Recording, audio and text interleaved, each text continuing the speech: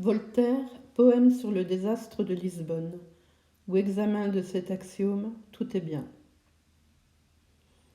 Ô malheureux mortel, ô terre déplorable, ô de tous les mortels, assemblage effroyable, d'inutiles douleurs éternel entretien, philosophe trompé qui criait « tout est bien ».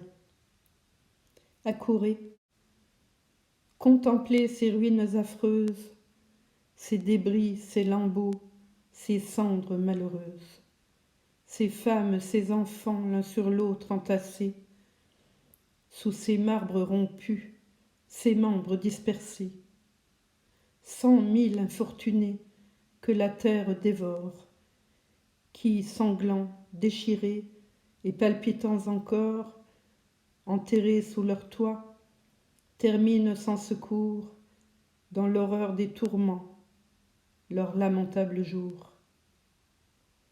Aux cris demi-formés de leurs voix expirantes, au spectacle effrayant de leurs cendres fumantes, direz-vous, c'est l'effet des éternelles lois qui d'un Dieu libre et bon nécessite le choix?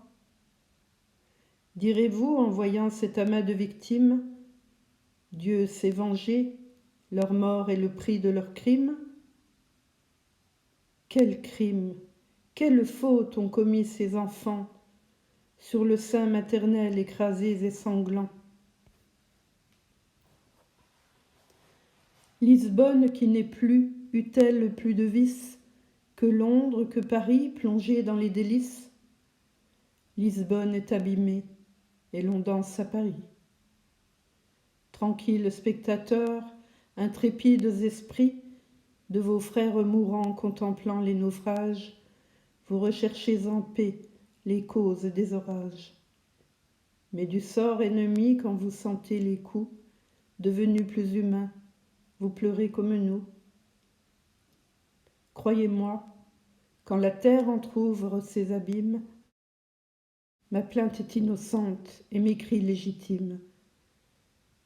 Partout environné des cruautés du sort, des fureurs des méchants, des pièges de la mort, de tous les éléments éprouvant les atteintes, compagnons de nos maux, permettez-nous les plaintes. C'est l'orgueil, dites-vous, l'orgueil séditieux, qui prétend qu'étant mal nous pouvions être mieux. Allez interroger les rivages du Tage, fouillez dans les débris de ce sanglant ravage. Demandez aux mourants dans ce séjour d'effroi si c'est l'orgueil qui crie « Au ciel, secourez-moi, au ciel, ayez pitié de l'humaine misère ».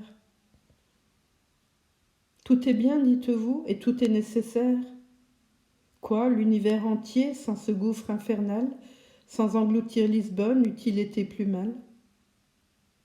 Êtes-vous assuré que la cause éternelle, qui fait tout, qui sait tout, qui créa tout pour elle, ne pouvait nous jeter dans ces tristes climats, sans former des volcans allumés sous nos pas? Borneriez-vous ainsi la suprême puissance? Lui défendriez-vous d'exercer sa clémence? L'éternel artisan n'a-t-il pas dans ses mains des moyens infinis tout prêts pour ses desseins? Je désire humblement, sans offenser mon maître, que ce gouffre enflammé de soufre et de salpêtre eût allumé ses feux dans le fond des déserts. Je respecte mon Dieu, mais j'aime l'univers. Quand l'homme ose gémir d'un fléau si terrible, il n'est point orgueilleux, hélas, il est sensible. Les tristes habitants de ces bords désolés, dans l'horreur des tourments, seraient-ils consolés si quelqu'un leur disait « Tombez, mourez tranquille, pour le bonheur du monde on détruit vos asiles, d'autres mains vont bâtir vos palais embrasés, d'autres peuples naîtront dans vos murs écrasés, le nord va s'enrichir de vos pertes fatales, tous vos maux sont un bien dans les lois générales. Dieu vous voit du même œil que les vils vermisseaux, dont vous serez la proie au fond de vos tombeaux. » À des infortunés, quel horrible langage! Cruel, à mes douleurs n'ajoutez point l'outrage. Non, ne présentez plus à mon cœur agité ces immuables lois de la nécessité, cette chaîne des corps, des esprits et des mondes. Ô rêve des savants, ô chimère profonde, Dieu tient en main la chaîne et n'est point enchaîné. Par son choix bienfaisant, tout est déterminé. Il est libre, il est juste, il n'est point implacable. Pourquoi donc souffrons-nous sous un maître équitable? Voilà le nœud fatal qu'il fallait délier. Guérirez-vous nos maux en osant les nier? Tous les peuples tremblants sous une main divine, du mal que vous niez, ont cherché l'origine. Si l'éternelle loi qui meut les éléments fait tomber les rochers sous les efforts des vents, si les chênes touffus par la foudre s'embrasent, ils ne ressentent point les coups qui les écrasent. Mais je vis, mais je sens, mais mon cœur opprimé demande des secours au Dieu qui l'a formé. Enfants du Tout-Puissant, mais nés dans la misère, nous étendons les mains vers notre commun Père. Le vase, on le sait bien, ne dit point au potier « Pourquoi suis-je si vil, si faible et si grossier ?» Il n'a point la parole, il n'a point la pensée. Cette urne en se formant, qui tombe fracassée, de la main du potier ne reçut point un cœur qui désira les biens et sentit son malheur. Ce malheur, dites-vous, est le bien d'un autre être. De mon corps tout sanglant, 1000 insectes vont naître. Quand la mort met le comble aux maux que j'ai soufferts, le beau soulagement d'être mangé des vers.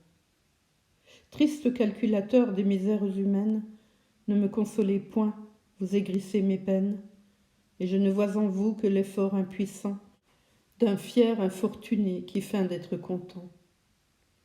Je ne suis du grand tout qu'une faible partie, oui, mais les animaux condamnés à la vie, tous les êtres sentants, nés sous la même loi, vivent dans la douleur et meurent comme moi. Le vautour acharné sur sa timide proie, de ses membres sanglants, se répète avec joie. Tout semble bien pour lui, mais bientôt, à son tour, un aigle au bec tranchant dévora le vautour. L'homme d'un plomb mortel atteint cet aigle altière, et l'homme au champ de Mars couché sur la poussière, sanglant, percé de coups, sur un tas de mourants, sert d'aliment affreux aux oiseaux dévorants. Ainsi du monde entier tous les membres gémissent, nés tous pour les tourments, l'un par l'autre ils périssent. Et vous composerez dans ce chaos fatal des malheurs de chaque être un bonheur général. Quel bonheur! Ô mortels et faibles et misérables, vous criez tout est bien d'une voix lamentable. L'univers vous dément et votre propre cœur, 100 fois de votre esprit, a réfuté l'erreur. Éléments, animaux, humains, tout est en guerre. Il le faut avouer, le mal est sur la terre. Son principe secret ne nous est point connu. De l'auteur de tout bien, le mal est-il venu? Est-ce le noir typhon, le barbare Ahriman, dont la loi tyrannique à souffrir nous condamne? Mon esprit n'admet point ces monstres odieux, dont le monde en tremblant fit autrefois des dieux. Mais comment concevoir un Dieu, la bonté même, qui prodigua ses biens à ses enfants qu'il aime, et qui versa sur eux les maux à pleine main? Quel œil peut pénétrer dans ses profonds desseins? De l'être tout parfait, le mal ne pouvait naître. Il ne vient point d'autrui, puisque Dieu seul est maître. Il existe pourtant, ô triste vérité, ô mélange étonnant de contrariétés. Un Dieu vint consoler notre race affligée. Il visita la terre et ne l'a point changée. Un sophiste arrogant nous dit qu'il ne l'a pu. Il le pouvait, dit l'autre, et ne l'a point voulu. Il le voudra sans doute. Et tandis qu'on raisonne, des foudres souterrains engloutissent Lisbonne, et de 30 cités dispersent les débris, des bords sanglants du Tage à la mer de Cadie.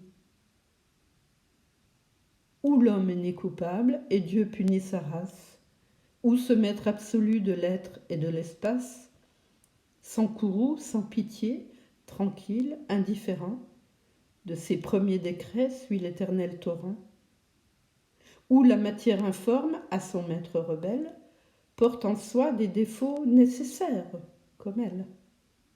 Ou bien Dieu nous éprouve, et ce séjour mortel n'est qu'un passage étroit vers un monde éternel.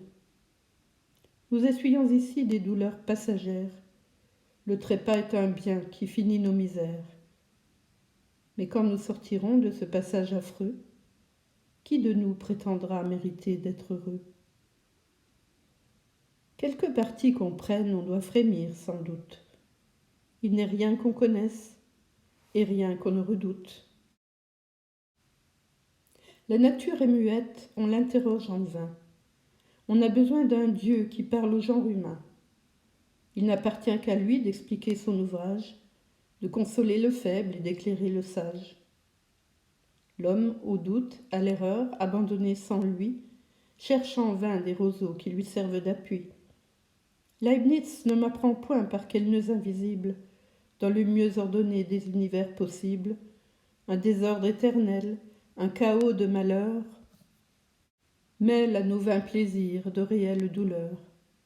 Ni pourquoi l'innocent, ainsi que le coupable, subit également ce mal inévitable. Je ne conçois pas plus comment tout serait bien. Je suis comme un docteur, hélas, je ne sais rien. Platon dit qu'autrefois l'homme avait eu des ailes, un corps impénétrable aux atteintes mortelles. La douleur, le trépas n'approchait point de lui, de cet état brillant qu'il diffère aujourd'hui.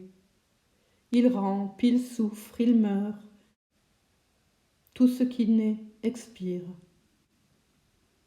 De la destruction, la nature et l'empire. Un faible composé de nerfs et d'ossements ne peut être insensible au choc des éléments. Ce mélange de sang, de liqueur et de poudre, puisqu'il fut assemblé, fut fait pour se dissoudre. Et le sentiment prompt de ces nerfs délicats fut soumis aux douleurs, ministre du trépas. C'est là ce que m'apprend la voix de la nature. J'abandonne Platon, je rejette Épicure. Belle en sait plus que tous, je vais le consulter. La balance à la main, Belle enseigne à douter. Assez sage, assez grand pour être sans système, il les a tous détruits et se combat lui-même. Semblable à cet aveugle en butte aux Philistins qui tomba sous les murs, abattu par ses mains. Que peut donc de l'esprit la plus vaste étendue? Rien. Le livre du sort se ferme à notre vue. L'homme, étranger à soi, de l'homme est ignoré. Que suis-je? Où suis-je? Où vais-je? Et d'où suis-je tiré? Atome tourmenté sur cet amas de boue que la mort engloutit et dont le sort se joue.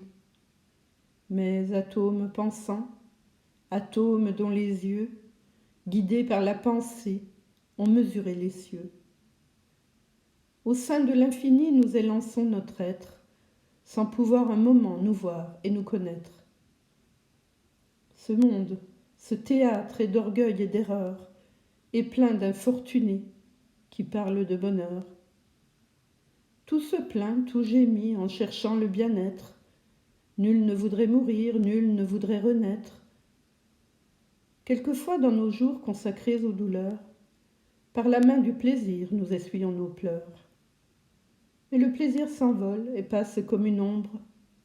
Nos chagrins, nos regrets, nos pertes sont sans nombre. Le passé n'est pour nous qu'un triste souvenir. Le présent est affreux s'il n'est point d'avenir, si la nuit du tombeau détruit l'être qui pense. Un jour tout sera bien, voilà notre espérance. Tout est bien aujourd'hui, voilà l'illusion. Les sages me trompaient et Dieu seul a raison. Humble dans mes soupirs, soumis dans ma souffrance, je ne m'élève point contre la providence. Sur un ton moins lugubre, on me vit autrefois chanter des doux plaisirs, les séduisantes lois. D'autres temps, d'autres mœurs, instruits par la vieillesse, des humains égarés partageant la faiblesse. dans une épaisse nuit cherchant à m'éclairer. Je ne sais que souffrir et non pas murmurer. Un calife autrefois, à son heure dernière, au Dieu qu'il adorait, dit pour toute prière: Je t'apporte au seul roi, seul être illimité, tout ce que tu n'as pas dans ton immensité, les défauts, les regrets, les maux et l'ignorance. Mais il pouvait encore ajouter l'espérance. Note de Voltaire. La plupart des hommes ont eu cette espérance avant même qu'ils eussent le secours de la révélation. L'espoir d'être après la mort est fondé sur l'amour de l'être pendant la vie. Il est fondé sur la probabilité que ce qui pense pensera. On n'en a point de démonstration, parce qu'une chose démontrée est une chose dont le contraire est une contradiction, et parce qu'il n'y a jamais eu de dispute sur les vérités démontrées. Lucrèce, pour détruire cette espérance, apporte dans son 3e livre des arguments dont la force afflige. Mais il n'oppose que des vraisemblances à des vraisemblances plus fortes. Plusieurs Romains pensaient comme Lucrèce, et on chantait sur le théâtre de Rome « Post mortem nihil est », il n'est rien après la mort. Mais l'instinct, la raison, le besoin d'être consolé, le bien de la société prévalurent, et les hommes ont toujours eu l'espérance d'une vie à venir. Espérance à la vérité, souvent accompagnée de doute. La révélation détruit le doute et met la certitude à la place. Mais qu'il est affreux d'avoir encore à disputer tous les jours sur la révélation. De voir la société chrétienne insociable divisée en 100 sectes sur la révélation. De se calomnier, de se persécuter, de se détruire pour la révélation. De faire des Saint-Barthélemy pour la révélation. D'assassiner Henri III et Henri IV pour la révélation. De faire couper la tête au roi Charles Ier pour la révélation. De traîner un roi de Pologne tout sanglant pour la révélation. Dieu, révélez-nous donc qu'il faut être humain et tolérant.